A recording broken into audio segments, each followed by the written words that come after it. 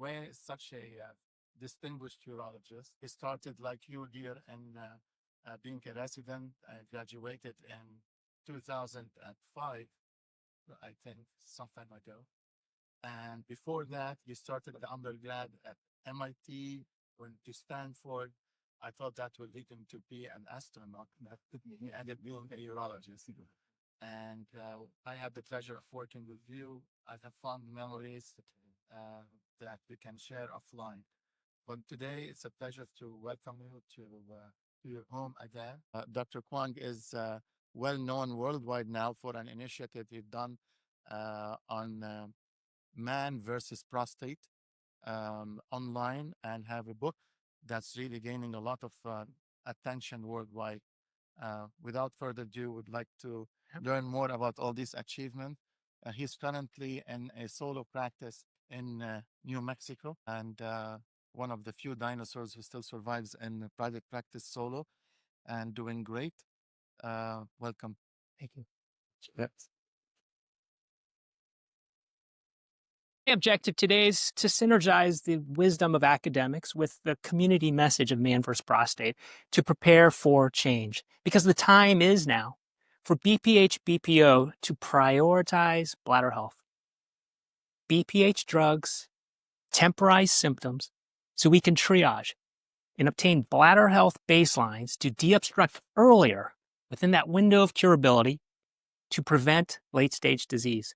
My promise is that all of us together, we can affect positive change away from a prostate-first approach to a data-first, pro-diagnostic, bladder-centric paradigm so all of our patients can live their best lives incontinence-free and catheter-free. We celebrate visionaries of the past and of the present that show us the way. Our slogan back there is, hey, let's go save more nephrons. And that was for an organ that you had to spare on the other side and was also transplantable. We don't have time, but we embrace the universe, right? It takes us on turns, trials, tribulations over time, and we weave back and forth, and it takes us to places that we don't expect to end up. And for me to end up talking about bladder health, I never saw that coming. We also express gratitude for the folks that we meet unexpectedly in our lives. Stephen Kaplan showing support in unusual ways that we never thought coming. Stephen Kaplan, Luca Cindolo from Italy, Milton Salazar from Colombia, Tarika Saudi from Sweden, that generated energy collectively around the globe so that now there's a discussion, whether it's with Alan Ween, North America, South America, Europe, or Asia, reminding us to be the change to save more bladders. Because we are more than just drug prescribing doctors. We are defenders of the detruser. Yeah. Thank you, AI. We uphold our 3 mandates to preserve bladder health, end the polypharmacy epidemic, and prevent late-stage disease. We profess an undeniable truth. Along with the brain, the bladder is the only other major organ that cannot be transplanted. So let's take care of it. We fight on this battlefield of male LUTs, where bladder dysfunction sits at the very center. And we stand right in front of it, on guard against the dangers of benign prostatic obstruction, ever vigilant of the other causes of primary and secondary bladder disease, because there's always diagnostic uncertainty. We commit to this battle plan with an evaluation where we counsel, triage, obtain bladder health baselines that enable surgical choice, that blend the trifecta, our trifecta of size, shape, and detruser function with shared decision-making 3.0, where the bladder is invited to have a seat at the table as an equal stakeholder with equal say. Diagnostics are its translator that ensures that its preferences and values are communicated and integrated into management choices that do have a huge impact on health span, the number of years lived in good health. But moreover, we submit bladder span, the years lived with optimal detruser function, because bladder health supports our freedom to thrive and to become the best version of ourselves. For BPH BPO is a progressive disease. Trust the truth of trabeculation, cellules, diverticuli, as evidence of the underlying cellular mayhem as BPO progresses to detrusor underactivity. The bladder can endure this assault for only so long before reaching a breaking point.